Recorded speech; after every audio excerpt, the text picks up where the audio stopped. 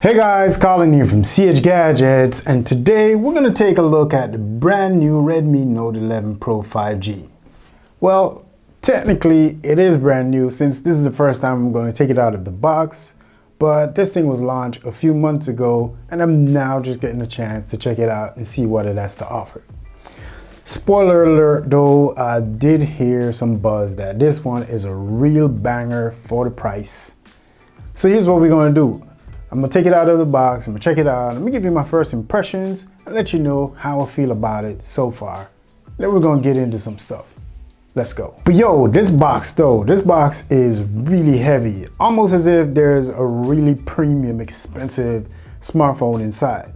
So far, I'm really intrigued. I'm really intrigued by what I'm seeing and what I'm feeling.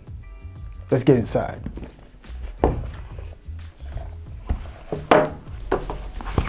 That's the presentation. All right, so you got a usual suspect, charging cable, charging brick, and this one is a 67 watt charging brick, which means you're gonna be having some fast charging. All right, so you get a screen protector, the usual suspect, getting started guide, warranty card, jelly case. It's pretty soft, pretty flexible. It's better to get one of these out of the box than have nothing at all. Get your phone start getting scratched. All right, let's get inside. Let's get this. Man, this thing feels so heavy right now. Yeah, man, look at this thing. Whew. This thing looks so nice. And it feels so premium too. It feels like I'm holding a real flagship in my hands right now. That is how solid this thing feels. Woo! Man. Look at the camera. I like the color. I think this color has a little blue, gray blue. I don't know. Tell me what you think. Has a little blue steel finish. Yeah, man. I like it.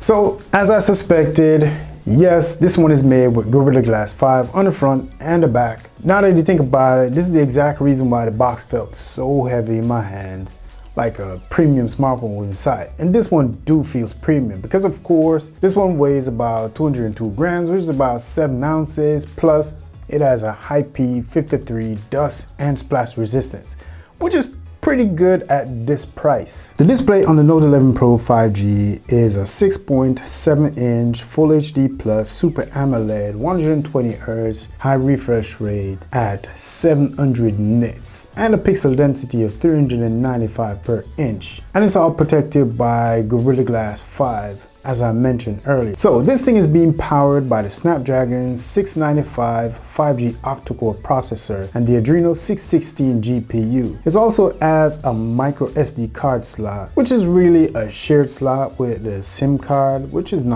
pretty good in my opinion. The model that I have here is the 8 gig 128 gigabytes of storage, but you can also get it in 6 gigs, 64 gig, 128 gig, and 4 gigs and 128 gigs at 6 gigs of RAM, and it all runs on the Android 11 with that MIUI 13 skin on top out of the box. Now, as for the cameras, you get a 108 megapixel f1.9 26mm equivalent wide angle lens with face detection autofocus, along with an 8 megapixel f2.2 118 degree ultra wide lens and the obligatory 2 megapixel macro lens. Hey, serious question though. Let me know down in the comment section. Do you use these 2 megapixel macro lens that come on these phones?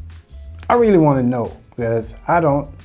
So let me know down in the comment section. And for the selfie camera, you get a 16 megapixel f2.5 wide angle lens that shoots, also with the rear camera, shoots 1080p at 30 frames per second. A few other cool things about this phone: it has a 5000 mAh battery and it supports 67 watt fast charging.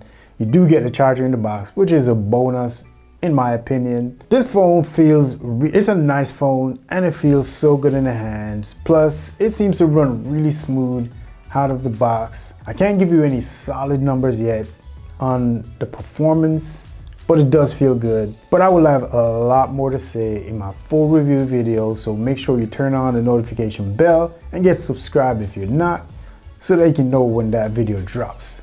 But until then, here's what the camera can do so far.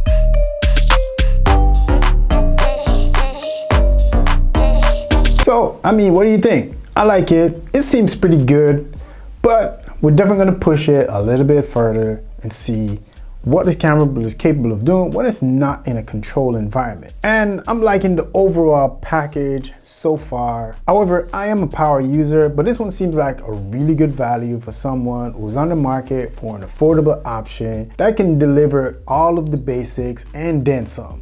If that's you or someone you know, then click the like button and let me know down in the comment section, what do you want me to cover about this phone in my full review video. By the way, if you love tech and gadgets just like I do and you want to see more of these type of videos, then click on my face to get subscribed. And after you're done doing that, YouTube want you to check out this video, but I personally want you to check this one out. And when you go and check it out, leave a comment down in the comment section and let me know what you think. Peace.